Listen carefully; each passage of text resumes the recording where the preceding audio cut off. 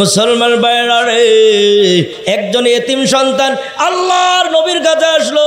আয়েশা বলল, ইয়া রাসূলুল্লাহ, ইয়া হাবিবাল্লাহ, আপনার চাচা আবুল হাকাম, আপনার চাচা আবু জাহেল, আমাদের সম্পদ তার কাছে আমানত আছে। ইয়া রাসূলুল্লাহ, সম্পদ চাইতে গিয়েছি, সম্পদের তল্লাশিতে গিয়েছি, তালাশ করেছি সম্পদ, খাবার দাবার চেয়েছি গো নবীজি, আপনি না রহমতের নবী। আমার রাসূল এতিমের কষ্ট সহ্য করতে পারে না। কেন?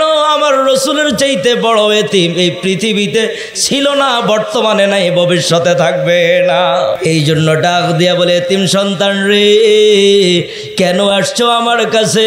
তখন ডাক দিয়া বলে, নবী গো, আপনার চাচার কাছে আমার বাবা যার মৃত্যুর সময় সম্পদ রেখে গেছে, আমানত রেখে গেছে। আপনার চাচা আবু জাহেলের কাছে গেলাম, পরিষ্কারভাবে না করে দিয়েছে গো নবী, আপনার না চাচা, আপনি যান না গো নবীজি, আপনি বললে হয়তো দিয়া দিবে।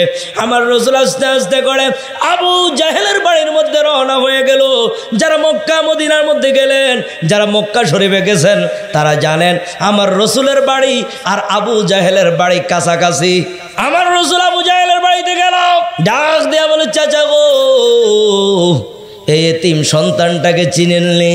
এই এতিম সন্তানটার আমানত আপনার কাছে আছে। ও চাচা, ও চাচা আবু জাহেল, আবুল হাকাম, তার সম্পদটাকে বুঝাইয়া দেন। যদি নাকি না বুঝাইয়া দেন, একদিন আল্লাহর দরবারে দাঁড়াইতে হবে। ওয়াজ করছে নবীজি, ঠিক কিনা জোরে কান? আবু জাহেল ডাক দেখো, চাচা, একদিন আল্লাহর কাছে জবাব দিতে হবে, এই জন্য এতিমের সম্পদ এতিমকে বুঝাইয়া দেন। আমার রাসূল যখন আবু জাহেলকে ওয়াজ করলো, আবু জাহেল সঙ্গে সঙ্গে কিয়ামতের দিবসকে অস্বীকার করে বলতেছে, মানি না তোমার কিয়ামতের কথা, জবান খোলে নাউজুবিল্লাহ। আবু জাহেলের মুখে এমন কথা শুই না। আমার রাসূল খুশি নাকি বেজার?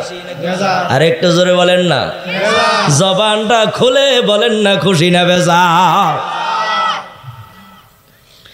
আমার রাসূল এতিম সন্তানটার ডাইন হাত চেপে ধরে বুকের সঙ্গে জাপজায় ধরে ডাক দেখে, এতিম সন্তান রে, চলো চলো চলো, আমার সঙ্গে চলো।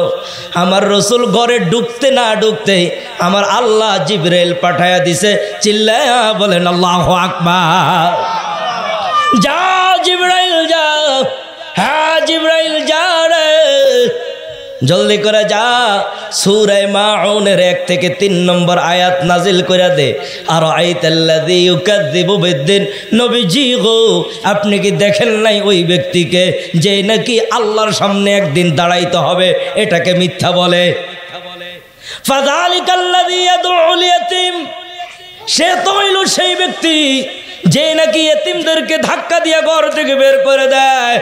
ওয়ালা ইয়াহুদ্দু আলা তাআমিল মিসকিন, এতিমদেরকে খাবার দানে উৎসাহিত করে না গো নবীজি। আমি আপনাদের সম্মুখে পবিত্র কোরআন শরীফের একখানা সূরা পড়েছি। এই সূরার নাম সূরা মাউন। সিরিয়ালের দিক দিয়ে কোরআনুল কারীমের 107 নম্বর সূরা। এই সূরার মধ্যে 7খানা আয়াত আছে। এই সূরার মধ্যে 18টা শব্দ আছে। এই সূরার মধ্যে 111টা অক্ষর আছে। সুতরাং এই সূরা কোনো বান্দা যদি একবার পড়ে, তার আমল নামায় 1110 নেকি লিখে দেওয়া হয়। আর একটু জোরে কর না। যে সূরাগুলো মক্কায় অবতীর্ণ হয়েছে, এগুলোকে মক্কি সূরা বলে। যে সূরাগুলো মদিনায় অবতীর্ণ হয়েছে, এগুলোকে মাদানী সূরা বলে। এই সূরাটার মধ্যে যে আয়াতগুলো আছে, কিছু অংশ মক্কায় নাজিল হয়েছে আর কিছু অংশ মদিনায় নাজিল হয়েছে। 1 থেকে 3 নম্বর আয়াতের মধ্যে আল্লাহ রাব্বুল আলামিন বলছেন, আরাআইতাল্লাযী ইউকাযযিবু বিদ্দিন, ওগো নবীজি, আপনি কি দেখেন নাই যে নাকি কিয়ামতের দিবসকে অস্বীকার করেছে? একদিন আল্লাহর সামনে দাঁড়াইতে হবে, একদিন আল্লাহর সামনে দণ্ডায়মান হতে হবে, আল্লাহর সামনে একদিন হিসাব দিতে হবে। এইটাকে যে নাকি মিথ্যা বলেছে, সে আল্লাহর সামনে দাঁড়াইতে হবে, সেটা বিশ্বাস করে না। ফাযালিকাল্লাযী ইয়াদউল ইয়াতীম, দ্বিতীয় আয়াতের মধ্যে আল্লাহ রাব্বুল আলামিন বলছেন, সে তো হইল সেই ব্যক্তি যে নাকি এতিমদেরকে ধাক্কা দিয়া বাড়ি থেকে বের করে দেয়, সে তো হইল সেই ব্যক্তি যে নাকি এতিমদেরকে ধাক্কা দিয়া ঘর থেকে বের করে দেয়। তৃতীয় আয়াতের মধ্যে আল্লাহ বলছেন ওয়ালা ইয়াহুদ্দু আলা তুআমিল মিসকিন, সে এতিমদেরকে মিসকিনদেরকে খানা দেওয়ার ব্যাপারে উৎসাহিত করে না। মুসলমান ভাইরা রে আমার, এই প্রথম তিনটা আয়াত আমার আল্লাহ মক্কায় নাজিল করেছেন। বুঝে থাকলে বলেন কোথায় নাজিল করেছেন? আরো জোরে। এই 1 থেকে 3 নম্বর আয়াত আল্লাহ রাব্বুল আলামিন কার সম্পর্কে নাজিল করেছেন? বেঈমান আবু জাহেল সম্পর্কে কেউ বলেন নাজিল করেছেন, কেউ বলেন আবু সুফিয়ান সম্পর্কে নাজিল করেছেন, কেউ বলেন আস ইবনে ওয়াইল সম্পর্কে নাজিল করেছেন, কেউ আবার বলেন ওয়ালিদ ইবনে মুগিরা সম্পর্কে নাজিল করেছেন। আবু সুফিয়ান সম্পর্কে কেন নাজিল করা হয়েছে বললেন, আবু সুফিয়ান প্রতি সপ্তাহে, বেঈমান আবু সুফিয়ান প্রতি সপ্তাহে একটা ওট জবাই করত। একটা ওট জবাই করার পরে গোশতগুলো ভাগ বন্টন করে নিজের ফ্যামিলিদের লোকদেরকে দিত, ধনীদেরকে দিত, আত্মীয় স্বজনদেরকে দিত, নিজের সন্তানদের ফ্যামিলির বড় বড় সন্তানদের মাঝে ঘরে ঘরে বন্টন করে দিতেন। মুসলমান ভাইয়েরা বুঝে থাকলে বলেন, এক জায়গায় যখন একটা গরু জবাই করা হয়, এক জায়গায় যখন একটা ওট জবাই করা হয়, জবাই করার সময় ওই মজলিসের মধ্যে কিছু এতিম মিসকিন হাজির হয় কি হয় না? একটা জোরে কান। কোরবানির সময় দেখা যায় দূর দূরান্ত থেকে এতিম সন্তানেরা বের হয়ে আসে, দূর দূরান্ত থেকে মিসকিন সন্তানেরা বের হয়ে আসে। আবু সুফিয়ানও যখন নাকি সপ্তাহে একটা ওট জবাই করত, এতিম অসহায় লোকগুলো সন্তানগুলা দৌড়ায়া দৌড়ায়া আবু সুফিয়ানের ওটের কাছে আইসা দাঁড়াইতো একটা টুকরা গোশত পাওয়ার আশায়। ঠিক কেনা বলেন না? কিন্তু আবু সুফিয়ান বেঈমান, অন্তরটা পাষাণ। কখনো দেখা যায় এতিমদের দিকে তাকাইতো না, গোশত সম্পূর্ণ বন্টন করে দিত, আর সেখান থেকে এতিম অসহায় সন্তানগুলাকে রোড়ভাবে ধাক্কা দিয়ে সরাইয়া দিত। মুসলমান ভাইরা বুঝে থাকলে বলেন, এই যে ধাক্কা দিয়ে সরাইয়া দিত, এতে আমার আল্লাহ খুশি নাকি বেজার? আমার আল্লাহ রাগ এবং গুসা হইয়া আমার রসুলের উপরে সূরা মাউনের 1 থেকে 3 নম্বর আয়াত নাজিল করছেন। এগুলো 1 নম্বর শানে নজুল। দ্বিতীয় নম্বর শানে নজুল হইল, কেউ বলেন এই 3টা আয়াত আবু জাহেল সম্পর্কে নাজিল হয়েছে। তার নাম ছিল আবুল হাকাম, বুদ্ধিমানের বাবা। কিন্তু যেই বুদ্ধি দিয়া আল্লাহ চিনল না, যেই বুদ্ধি দিয়া দেমাগ দিয়া রসুল চিনল না, যেই দেমাগ দিয়া কোরআন চিনল না, যেই দেমাগ দিয়া হাদিস চিনল না, যেই দেমাগ দিয়া জান্নাত জাহান্নাম চিনল না, সুতরাং সেটা আবুল হাকাম হইতে পারে না, সেটা আবু জাহেল মুরুখের বাবা হবে। এই জন্য তার নাম দেওয়া হয়েছে আবু জাহেল। এই বেঈমান আবু জাহেল এলাকার যখন কোনো ধনী মানুষের মৃত্যুর সময় গণা যাইত, দৌড়ায়া দৌড়ায়া ওই ধনী মানুষের কাছে আসতো, আইসা বলতো, ভাইও আপনি তো দুনিয়ার থেকে বিদায় হয়ে যাবেন, আপনার তো সম্পদের অভাব নাই, আপনার সন্তানাদিগুলো ছোট, সুতরাং আপনার সম্পদগুলো আমার কাছে আমানত দিয়ে যান, আপনার ছেলে সন্তানগুলো আমার কাছে আমানত দিয়ে যান।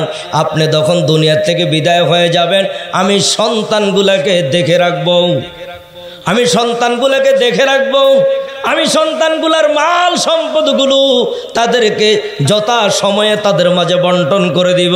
হে মৃত্যুর সময় এসে বলে, আপনি তো ধনী মানুষ, আপনার বাচ্চাগুলো তো ছোট, সুতরাং আপনার সম্পদগুলো আমার দায়িত্বে দিয়ে যান, আপনার বাচ্চাগুলো আমার দায়িত্বে দিয়ে যান, যাতে করে তারা বড় হইলে আমি তাদের সম্পদ তাদেরকে বুঝাইয়া দিতে পারি, আর বড় হওয়া পর্যন্ত তাদের দেখাশোনা যাতে আমি করতে পারি। আপনার মৃত্যুর সময় কেউ যদি এমন অফার দিয়ে যায়, আপনি কি না করবেন নাকি? জোরে কন, একটা জোরে কন, না করবো নাকি কেউ? মুসলমান ভাইয়েরা, কাফেররা কখনো তাদের ওয়াদা ঠিক রাখে না। যেই মাত্র ওই ধনী লোকটা দুনিয়ার থেকে বিদায় হয়ে যেত, তখন দেখা যাইত ওই এতিম সন্তানগুলা যখন খাবার দাবারের জন্য আবু জাহেলের কাছে আসতো, তখন দেখা যায় ধাক্কা দিয়ে ঘর থেকে বের করে দিত, আর ডেকে ডেকে বলতো, হে এতিম সন্তানেরা বের হয়ে যাও, আমাদের ঘর থেকে বের হয়ে যা। কে বলেছে তোর বাবা আমার কাছে সম্পদ জমা দিয়েছে? না রে, হতে পারে না, বের হয়ে যা। মুসলমান ভাইরা রে, একদিনের ঘটনা, একজন এতিম সন্তান আল্লাহর নবীর কাছে আসলো। আয়েশা বলল, ইয়া রাসূলুল্লাহ, ইয়া হাবিবাল্লাহ, আপনার চাচা আবুল হাকাম, আপনার চাচা আবু জাহেল, আমাদের সম্পদ তার কাছে আমানত আছে। ইয়া রাসূলুল্লাহ, সম্পদ চাইতে গিয়েছি, সম্পদের তল্লাশিতে গিয়েছি, তালাশ করেছি সম্পদ, খাবার দাবার চেয়েছি গো নবীজি, আপনি না রহমতের নবী, আপনার চাচাকে বলেন না আমাদের সম্পদগুলো যাতে করে আমাদেরকে বুঝাইয়া দেয়। মুসলমান ভাইয়েরা, আমার রসুল হইলেন রহমাতাল লিল আলামিন, আমার রসুল হইলেন রহমাতুল লিল আলামিন। আমার রসুল এতিমের কষ্ট সহ্য করতে পারে না। কেন? আমার রসুলের চাইতে বড় এতিম এই পৃথিবীতে ছিল না, বর্তমানে নাই, ভবিষ্যতে থাকবে না। সিরাতের কিতাবের মধ্যে লিখেন, আল্লাহর নবী, বিশ্ব নবী রহমাতুল লিল আলামিন যখন নাকি মায়ের গর্ভে 6 মাস, জোরে বলেন কয় মাস? আমার রসুল যখন মা আমেনার গর্ভে 6 মাস, নবীজির দাদা আব্দুল মুত্তালিব নবীজির বাবাকে ডাক দেয়া বলে, আব্দুল্লাহ রে, ও আব্দুল্লাহ, মদিনার মধ্যে যা, মদিনার মধ্যে গিয়া খাদ্য শস্য নিয়ে আসো। মুসলমান ভাইয়েরা, আমার রসুলের বাবা মদিনার দিকে রওনা হলো। মদিনার দিকে যখন খাদ্য শস্যের জন্য গেল, আর ফিরত আসতে পারলো না। ওই মদিনাতে রসুলের বাবার মৃত্যু হয়ে গেল। আমার রসুল তখন মা আমেনার গর্ভে 6 মাস, তার মানে আমার রসুল মায়ের গর্ভে থাকাকালীন সময়ে এতিম বানায়া দিছেন কে? আরো জোরে বলেন কে? সিরাতের কিতাব খুললে পাওয়া যায়, আমার রসুল যখন দুনিয়ার মধ্যে আগমন করলেন, আমার রসুলের বয়স যখন 4 বছর অথবা 6 বছর, কোনো কিতাবে লেখে 4 বছর, আবার কোন কিতাবের মধ্যে লেখে 6 বছর। 4 বছর অথবা 6 বছর যখন আমার রসুলের বয়স হইল, তখন আমার রসুলের আম্মা জান মদিনার একটা জায়গার নাম আবওয়া, এই আবওয়া নামক স্থানে আমার রসুলের মা আমেনাও দুনিয়া থেকে বিদায় হয়ে গেলেন। আল্লাহু আকবার। আজকে মাও নাই, বাবাও নাই। এইবার দেখা যায় আমার রসুলকে লালন পালন করলেন আব্দুল মুত্তালিব, কিন্তু আমার রসুলের বয়স যখন 8 বছর 2 মাস 10 দিন হয়ে গেল, 8 বছর 2 মাস 10 দিন আমার রসুলের দাদা আব্দুল মুত্তালিবও দুনিয়ার থেকে বিদায় হয়ে গেল। মুসলমান ভাইয়েরা, বুঝে থাকলে বলেন তো দেখি, আমার রসুলের চাইতে বড় এতিম আর কে? ঠিক কিনা জোরে কর? এই জন্য আমার রসুল এতিমের কষ্ট বুঝে, এই জন্য ডাক দিয়া বলে, এতিম সন্তান রে, কেন আসছো আমার কাছে? তখন ডাক দেয়া বলে, নবী গো, আপনার চাচার কাছে আমার বাবা যার মৃত্যুর সময় সম্পদ রেখে গেছে, আমানত রেখে গেছে। আপনার চাচা আবু জাহেলের কাছে গেলাম, পরিষ্কারভাবে না করে দিয়েছে গো নবী, আপনার না চাচা, আপনি যান না গো নবীজি, আপনি বললে হয়তো দিয়া দিবে। আমার রসুল আস্তে আস্তে করে আবু জাহেলের বাড়ির মধ্যে রওনা হয়ে গেল। যারা মক্কা মদিনার মধ্যে গেলেন, যারা মক্কা শরীফে গেছেন, তারা জানেন আমার রসুলের বাড়ি আর আবু জাহেলের বাড়ি কাছাকাছি। আমার রসুল আবু জাহেলের বাড়িতে গেল, ডাক দেয়া বলে, চাচা গো, এই এতিম সন্তানটাকে চিনেননি? এই এতিম সন্তানটার আমানত আপনার কাছে আছে। ও চাচা, ও চাচা আবু জাহেল আবুল হাকাম, তার সম্পদটাকে বুঝাইয়া দেন। যদি নাকি না বুঝাইয়া দেন, একদিন আল্লাহর দরবারে দাঁড়াইতে হবে। ওয়াজ করছে নবীজি, ঠিক কিনা জোরে কান? আবু জাহেল ডাক দেখো, চাচা, একদিন আল্লাহর কাছে জবাব দিতে হবে, এই জন্য এতিমের সম্পদ এতিমকে বুঝাইয়া দেন। আমার রসুল যখন আবু জাহেলকে ওয়াজ করলো, আবু জাহেল সঙ্গে সঙ্গে কিয়ামতের দিবসকে অস্বীকার করে বলতেছে, মানি না তোমার কিয়ামতের কথা, জবান খোলে নাউজুবিল্লাহ। আবু জাহেলের মুখে এমন কথা শুই না, আমার রসুল খুশি নাকি বেজার? আর একটু জোরে বলেন না, জবানটা খুলে বলেন না, খুশি না বেজার? আমার রসুল এতিম সন্তানটার ডাইন হাত চেপে ধরে বুকের সঙ্গে আবজায় ধরে ডাক দেখে, এতিম সন্তান রে, চলো চলো চলো আমার সঙ্গে চলো। আমার রসুল ঘরে ঢুকতে না ঢুকতেই আমার আল্লাহ জিবরাইল পাঠায়া দিছে, চিল্লায়া বলেন আল্লাহু আকবার। যা জিবরাইল যা, হ্যাঁ জিবরাইল যা রে, জলদি করে যা, সূরা মাউনের 1 থেকে 3 নম্বর আয়াত নাজিল করে দে। আর আইতাল্লাযী ইউকাযযিবু বিদ্দিন, নবীজি গো আপনি কি দেখেন নাই ওই ব্যক্তিকে যে নাকি আল্লাহর সামনে একদিন দাঁড়াইতে হবে, এটাকে মিথ্যা বলে। ফাযালিকাল্লাযী ইয়াদউল ইয়াতীম, সে তো হইল সেই ব্যক্তি যে নাকি এতিমদেরকে ধাক্কা দিয়ে ঘর থেকে বের করে দেয়। ওয়ালা ইয়াহুদ্দু আলা তাআমিল মিসকিন, এতিমদেরকে খাবার দানে উৎসাহিত করে না গো নবীজি। মুসলমান ইমানদার ভাইয়েরা দিলের কান লাগায় শোনো, যেই মাত্র আবু জাহেল বলছে কিয়ামতকে বিশ্বাস করে না, আমার আল্লাহ চাইলে তাৎক্ষণিক আযাব এবং গজব দিয়া আবু জাহেলকে ধ্বংস করতে পারত কি পারত না? জোরে কার একটু জোরে বলেন, সেই ক্ষমতা আল্লাহর আছে নাকি নাই? আবু জাহেল কাবাগরের লিডার, মক্কার লিডার, এক জায়গার মধ্যে গেছে, হঠাৎ করে টাকা পয়সা শেষ হয়ে গেছে। এখন এলাকার এক মুরব্বীর পাইছে, মুরব্বী চাচা আমি মক্কার নেতা, নাম আবুল হাকাম, এই এলাকার মধ্যে আসছি, আমার অর্থ কড়ি পুড়ে গেছে, শেষ হয়ে গেছে, যদি আমার কিছু অর্থ কড়ি দিতেন আমার গেলে কাবাগরের কাছে পাইবেন, ডাবল করে দিন। চাচা তো আর বুঝে নেই, দিয়ে দিস কিছু টাকা। আবু জাহেল তো ধোকাবাজ, সে তো জানতো না, কারণ আবু জাহেলের গালে দাড়ি ছিল, আবু জাহেলের মাথায় পাগড়ি ছিল। সুতরাং দাড়ি থাকলেই যে আল্লাহর ওলি, পাগড়ি থাকলেই যে আল্লাহর ওলি, ব্যাপারটা এমন নয়। যতক্ষণ ঠিক না, যতক্ষণ পর্যন্ত কলব ঠিক না হবে ততক্ষণ পর্যন্ত আপনি খাঁটি ইমানদার দাবি করাটাই তো মুশকিল, ঠিক না? কারণ চাচা তো আর বুঝে নাই, চাচা দাগ দিয়া এত সুন্দর চেহারা, এই সুন্দর চেহারা কোনো মিথ্যুকের হইতে পারে না। ও মক্কার নেতা, নাও নাও নাও, এই যে টাকা দিয়ে দিলাম। মুসলমান ভাইয়েরা আস্তে আস্তে করে মুরব্বী চাচায় 2-1 দিন পরে মক্কার কাছে গেল, সেখানে গিয়ে দেখে সত্যি আবু জাহেল ওই জায়গায় হাজির। ডাক দেখা আবুল হাকাম রে, গত কয়েকদিন আগে অমুক এলাকার মধ্যে গিয়েছেন, আমার কাছ থেকে টাকা চেয়েছেন, আমার কাছে টাকা চেয়েছেন, আর আমি আপনাকে টাকা হাওলাত দিয়েছি, দেন দেন আমার টাকাগুলো পরিশোধ করে দেন। আবু জাহেল পরিষ্কারভাবে জানাইয়া দেয়, তুমি কে? আমি তো তোমাকে চিনি না। নাউজুবিল্লাহ, আস্তে করো। এমন আবু জাহেল এলাকাতেও আছে, নেওয়ার সময় দেন না দেন না দেন না দেন না, আর দেওয়ার সময় পরিশোধ করার সময় জুতা কয়েক জোড়া ক্ষয় হয় শুধু হাওলাইতে টাকা আনতে। বাস্তব না বাস্তব? জোরে কর।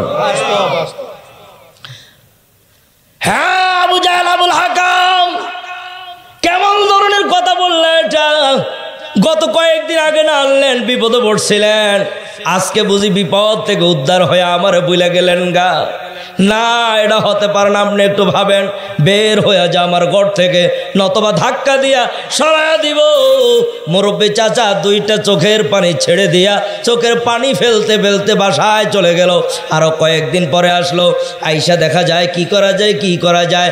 আবু জাহেলের বন্ধু বান্ধবদের কাছে আসলো, ও বন্ধু বান্ধবেরা, তোমাদের লিডার আবুল হাকাম আবু জাহেল আমার কাছ থেকে এতগুলো স্বর্ণের দিনার দিরহাম নিল, এখন দিচ্ছে না। তোমরা যদি একটু সুপারিশ করতে পারো, তোমাদের নেতা তোমাদের লিডার আমার টাকাগুলো পরিশোধ করে দিবে। মুসলমান ভাইয়েরা দিলের কান লাগায় শুনো, আবু জাহেল যেমন তার বন্ধুরা তো তেমনই হইব, ঠিক কিনা? জোরে কন। বুঝে থাকলে বলেন, সৎ সঙ্গ স্বর্গবাস, অসৎ সঙ্গ সর্বনাশ। যে ছেলেটা গাঞ্জাখোরের সাথে চলে, এ তো গাঞ্জাখোর হইব, ঠিক কিনা? যেরকম যেই লোকটা গাঞ্জাখোরদের সাথে চলে সে তো গাঞ্জা খায়, এটাকে আবার ওয়াজ করে বুঝাইতে হবে নাকি? বেঈমান আবু জাহেলের বন্ধু বান্ধবেরা ওই মুরব্বী যখন আসলো, মুরব্বীকে নিয়ে ঠাট্টা শুরু করে দিছে। ডাক দেয়া বলে, মুরব্বী চাচা গো, আমাদের নেতার একটা নিয়ম হইল, কারো কাছ থেকে কিছু নিলে আর দেওয়ার নিয়ম নাই। নাউজুবিল্লাহ, নিলে আর দেওয়ার, এটা আমরা বহুত দেখছি। হ্যাঁ চাচা, আমাদের নেতা আবু জাহেলের কাছে যে টাকা হাওলাত দিয়েছেন, ঋণ দিয়েছেন। আমাদের নেতার নিয়ম হইল কারো কাছ থেকে নিলে আর দেয় না। তবে শুনেন, ওই যে দেখেন কাবা ঘর দেখা যায়, সেই কাবা ঘরের সামনে গিয়ে দেখবেন একটা লোক বসে বেশি কি যেন পড়ে। ওই লোকের চেহারাটা অত্যন্ত সুন্দর, ওই লোকের নাম মোহাম্মদ। এই লোকের সঙ্গে আবু জাহেলের সাথে সম্পর্ক খুব ভালো। আবু জাহেলের সাথে আমার রসুলের সম্পর্ক খুব ভালো। চাচা, ওই যে নজর করে দেখেন কাবা ঘর দেখা যায়, ওই কাবা ঘরের সামনে একজন লোক বসে আছে, চেহারাটা অত্যন্ত উজ্জ্বল, কি যেন বসে বসে পড়ে। তার নাম হইল মোহাম্মদ। তার সঙ্গে আবু জাহেলের সঙ্গে সম্পর্ক ভালো। তাকে যদি নাকি সুপারিশ করতে বলেন, সে যদি আবু জাহেলের কাছে সুপারিশ করে আপনার টাকা দিয়া দিবে। আসলে কি দেওয়ার জন্য বলছে নাকি দুইজনের মধ্যে যুদ্ধ লাগানোর জন্য বলছে? ঠিক কিনা জোরে কান? চাচা তো আর বুঝে নেই। চাচা দৌড়ে গেছে কাবা ঘরের সামনে, গিয়ে দেখে সত্যি একজন লোক বসা, যার চেহারাটা পূর্ণিমার চাঁদের চাইতে সুন্দর। আর তো আসতে কোন সুবহানাল্লাহ।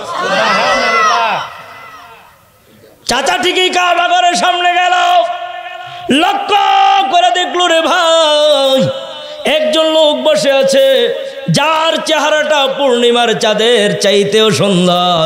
মুসলমান ভাইয়েরা লক্ষ্য করে শুনান রে ভাই, যার চেহারাটা পূর্ণিমার চাঁদের চাইতে সুন্দর দেখলো, মনের মধ্যে আস্থা জাগছে, হাইরে এই লোকটা যদি আবু জাহেলের কাছে সুপারিশ করে ঠিকই মনে হয় দিবে। ডাক দিয়া কয়, তোমার নাম কি? মোহাম্মদ। বলে, হ্যাঁ আমার নাম মোহাম্মদ। কেন এসেছো? আবু জাহেলকে আপনার চাচা?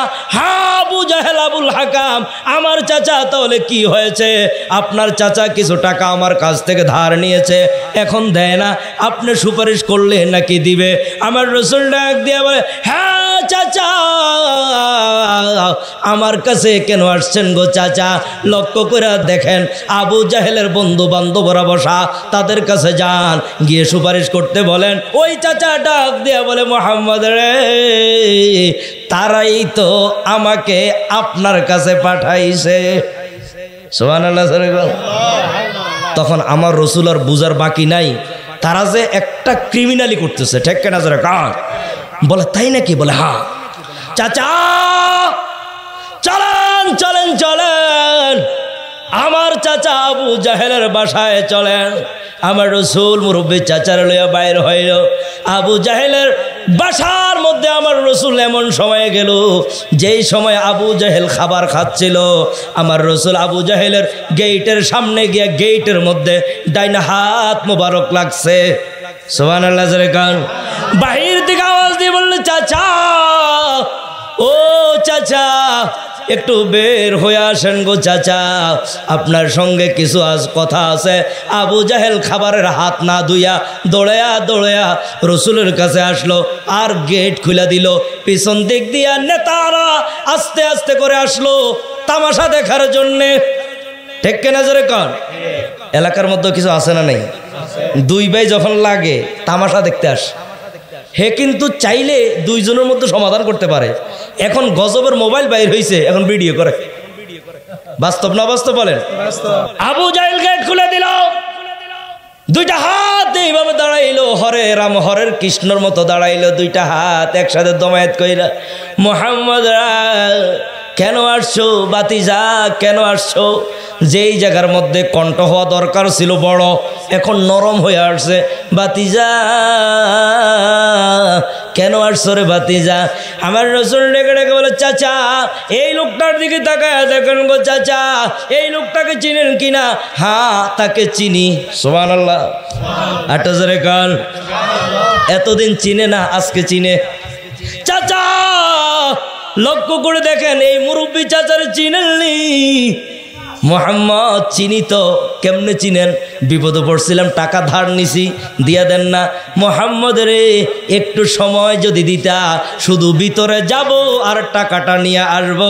জবান খুলে আল্লাহু আকবার। নেতা খেতারা কয়, কি রে পাল্টাই গেল যে? নেতারা আসছে যুদ্ধ দেখতে আসছে, তুই এখন কয় যে কি? মোহব্বতে না দেখা যায়। হে দাঁড়াইছে হরে রামের মতো, শরীর কাঁপতেছে, আবার বলতেছে শুধু ভিতরে যাব আর আসবো, ব্যাপার কি? যা মোহাম্মদ যাই এলো, পরবর্তীতে জিজ্ঞেস করব এমন করলো কেন। ভাইরা আমার, আবু জাহেল ভিতরে গেল, ভিতর থেকে মুরব্বী চাচার হিসাব করে টাকাগুলো নিয়ে আসলো। আয়েশা রসুলের আয়না রসুলের হাতে দিল। আমার রসুল টাকাগুলো হাতে লইয়া ওই মুরব্বী চাচার হাতে দিয়া ডাক দেয়া বলে, চাচা গো, গুনে গুনে দেখেন আপনার হিসাবের লগে মিলছে কিনা। মুরব্বী চাচা কয় 1 টাকাও কম নাই, জোরে কোন সুবহানাল্লাহ। এইবার আমার রসুল আর ওই মুরব্বী চাচা এখান থেকে চলে গেল। নেতা খেতারা আয়েশা ডাক দিয়া কয়, হে আবু জাহেল আমাদের নেতা, পিছনে পিছনে বলেন মোহাম্মদকে হ্যান করবেন, মোহাম্মদকে ত্যান করবেন, কিন্তু সামনে আসলে যে বিলাই। ঠিক কেনা জোরে কর। আবু জাহেল ডাক দিয়া বলেন, হ্যাঁ আমার নেতারা, তোমরা কি চাও না আমি কয়টা দিন বাচ্চা থাকি? এটা তো চাই। তাহলে বাঁচার লগে আর দাঁড়ানোর লগে সম্পর্ক কি?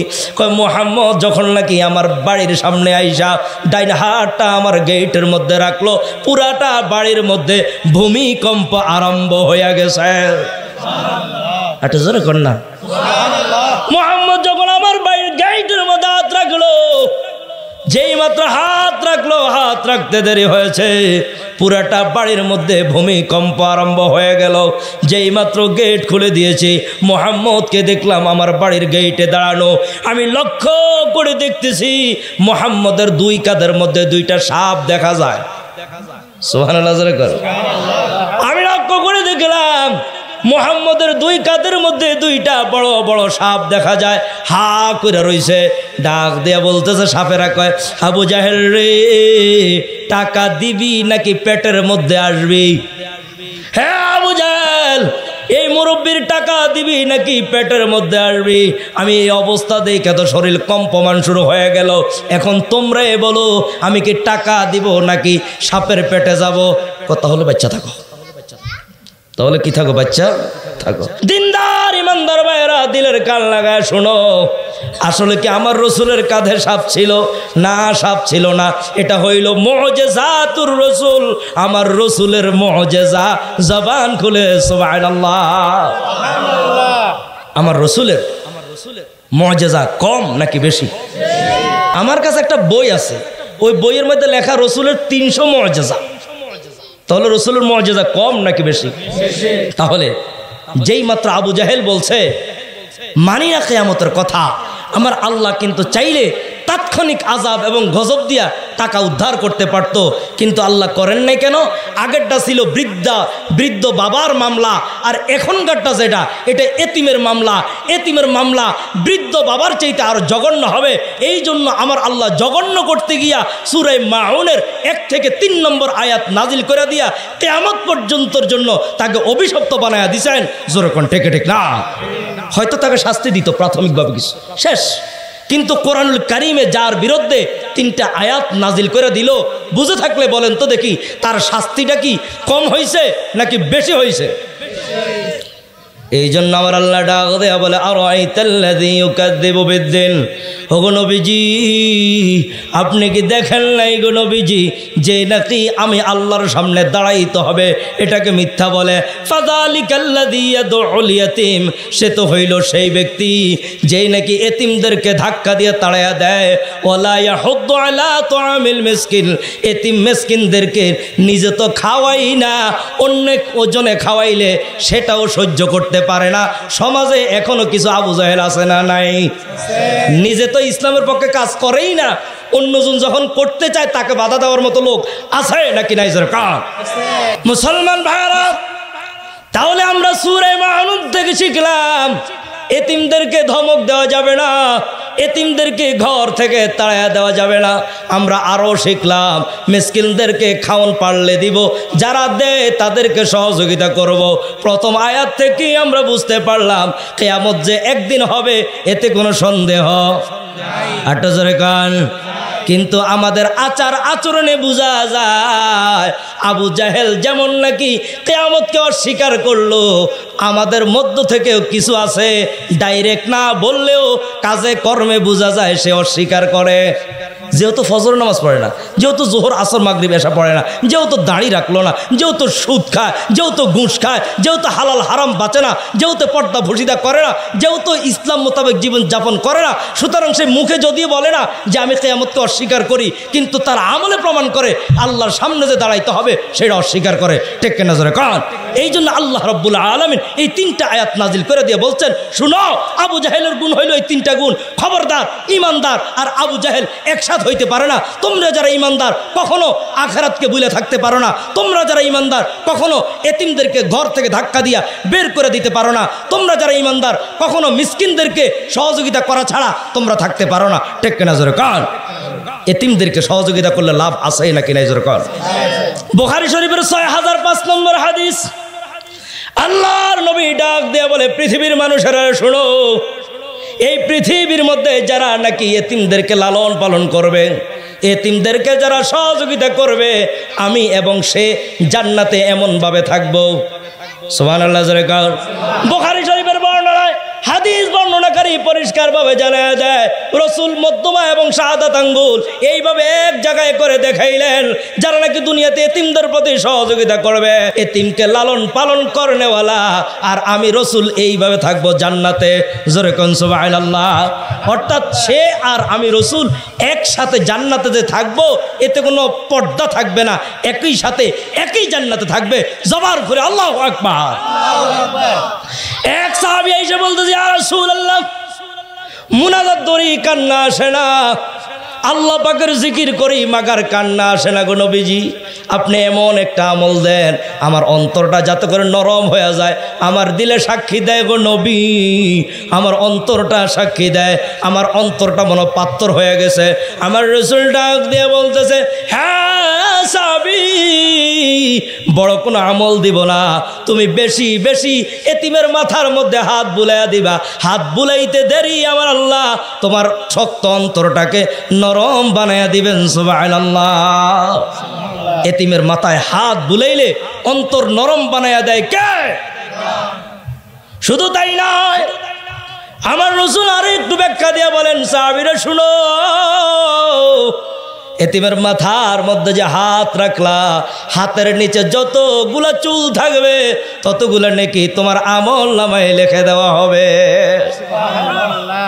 শুধু তাই নয়, আমার রাসূল বলেছেন, বুখারী শরীফের 6006 নম্বর হাদিসে আমার রাসূল পরিষ্কারভাবে জানায় দেয়, উম্মতেরা শুনো রে, কেউ যদি নাকি এতিম মিসকিনদেরকে হেল্প সহযোগিতা করে, বিধবা নারীদেরকে সহযোগিতা করে, যুদ্ধের পোশাক পরিধান কইরা লাঙ্গা তলোয়ার হাতে লইয়া আল্লাহ রাব্বুল আলামিনের জন্য জিহাদের ময়দানে জিহাদ করতে করতে শহীদ হয়ে গেলে যেই সওয়াব, এই সওয়াব তার আমল নামায় দিয়ে দেওয়া হবে।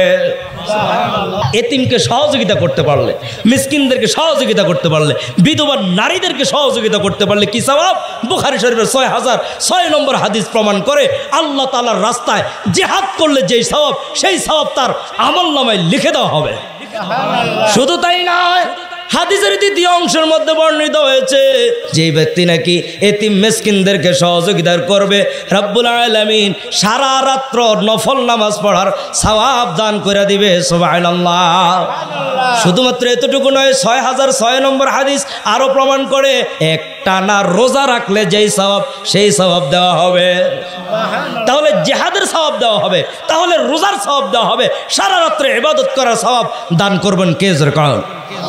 দিনদার ইমানদার ভাইয়েরা, দিলের কান লাগায় শোনো, আমি একটা প্রশ্ন করব, বুঝে থাকলে অন্তর থেকে প্রশ্নটার উত্তর দিবেন। মুসলিম শরীফের একটা হাদিস বর্ণনা করব, একটু দিল থেকে বলেন তো, এলাকার মধ্যে বিবাহ শাদী হয় কি হয় না? আরো জোরে বলেন। বিয়ের সময় বেশিরভাগ ধনীদেরকে দাওয়াত দেয় কেন? কিছু টাকা, সবার কথা বলতেছি না, অনেকে করে আর কি, অনেকেই করে, যাদের ভিতরে দিনের বুঝ আছে তারা তো এটা করে না। ঠিক কিনা জোরে কারণ? কারণ তারা উল্টা আরো খোঁজে, আমার না একটা বোন আছে, বোনটা না জীবনে খাইতে পায় না, আমার ওই বোনটারে আগে দে। ঠিক কিনা জোরে কারণ? কারণ যাদের ভিতরে দিনের বুঝ আছে তারা এই পার্থক্যটা করে না, তারা এই বৈষম্যটা করে না। কিন্তু যাদের ভিতরে দিনের বুঝ নাই তারা বেশিরভাগ সময় দেখা যায় ধনীদেরকে দাওয়াত দেয়, গরিবদেরকে কেন দাওয়াত দেয় না? একটাই কারণ, তুই যদি নাকি আমার সম্মানিত মেহমানদের টেবিলে গিয়ে বসস আমার ইজ্জত যাবে, আমার সম্মান যাবে, এক নম্বর কারণ। দ্বিতীয় নম্বর কারণ, ধনীরা আমার টাকা দিবে, তুই শুধু খাইয়া যাবি, তুই টাকা দিবি না, এই জন্য তোমার দাওয়াত নাই। ঠিক না জোরে কান? কিন্তু মুসলিম শরীফের বর্ণনায় আমার রাসূল ডেকে ডেকে বলে, সাহাবীরা রে, এই পৃথিবীর মধ্যে সবচেয়ে নিকৃষ্ট বিবাহর খাওয়ান কোনগুলা জানোনি? নবী গো, কোন খাওয়ানগুলা নিকৃষ্ট? যেই বিবাহ শাদীর মধ্যে ধনীদেরকে শুধু দাওয়াত দেওয়া হয়, গরিবদেরকে ছেড়ে দেওয়া হয়, গরিবদেরকে দাওয়াত দেওয়া হয় না। এই বিবাহ শাদীগুলোর খাবারগুলো দুনিয়ার সবচেয়ে নিকৃষ্ট খাবার। জোরে কর নাউজুবিল্লাহ। সহিহ হাদিস মুসলিমের। যেই বিয়ে শাদীর মধ্যে শুধু ধনীদেরকে অ্যালাউ করা হয়, গরিবদেরকে অ্যালাউ না করা হয়, এই বিয়ে শাদীর খাবার সবচেয়ে নিকৃষ্ট খাবার। ঢাকার ডাস্টবিনের খাবারকে এত নিকৃষ্ট বলা হয় নাই, পোষা গান্দা বিরিয়ানিকে এত নিকৃষ্ট বলা হয় নাই, এমনইভাবে বুড়িগঙ্গা নদীর পানিকে এত নিকৃষ্ট বলা হয় নাই, টয়লেটের ময়লাকে এত নিকৃষ্ট বলা হয় নাই। কিন্তু ওই বিয়ের খানাকে নিকৃষ্ট বলা হয়েছে যেই বিবাহ শাদীর মধ্যে গরিবদেরকে দাওয়াত দেওয়া হয় না, ধনীদেরকে দাওয়াত দেওয়া হয়। মুসলিম শরীফের হাদিস প্রমাণ করে সবচেয়ে নিকৃষ্ট খাবার সেগুলো। জোরে কর নাউজুবিল্লাহ। ভাইরা আমার লক্ষ্য করে শুনেন, একদিন আল্লাহ রাসূল সাল্লাল্লাহু আলাইহি ওয়াসাল্লাম এক জায়গার মধ্যে বসা, ইবনে মাজাহ শরীফের হাদিস। আমার রাসূল ডাক দেখো, সাহাবীরা রে, ও সাহাবায়ে কেরামেরা, ওই যে লক্ষ্য করে দেখো, কিছু এতিম দেখা যায়, কিছু দুর্বল দেখা যায়, কিন্তু অসহায় মিসকিন লোক দেখা যায়। এদেরকে ডেকে ডেকে আমার সামনে হাজির করো। আমার রাসূলের সামনে হাজির করা হলো। আল্লাহর নবীকে জিজ্ঞাসা করা হলো, নবী গো, এতিম অসহায়দেরকে কেন ডাকলেন? কয়, এদেরকে ডাকবো না, কাদেরকে ডাকবো? নবী গো, কেন? বলে, আল্লাহ এই জমিনের মধ্যে রিজিক দেয় একমাত্র গরিবদের কারণে। সুবহানাল্লাহ। ভাষায় গিয়ে কই সুবহানাল্লাহ। কই, ইয়া রাসূলুল্লাহ, এদেরকে ডাকলেন কে? কো, ডাকবো না? এই দুনিয়াতে যে আমাদেরকে আল্লাহ রিজিক দেয়, বিভিন্ন যুদ্ধে যে আমাদেরকে আল্লাহ নুসরত করে, সাহায্য করে, একমাত্র গরিবদের কারণে। সুতরাং যার নুন খাইলাম তার গুণ গাইব না? সুবহানাল্লাহ জোরে কোন সুবহানাল্লাহ।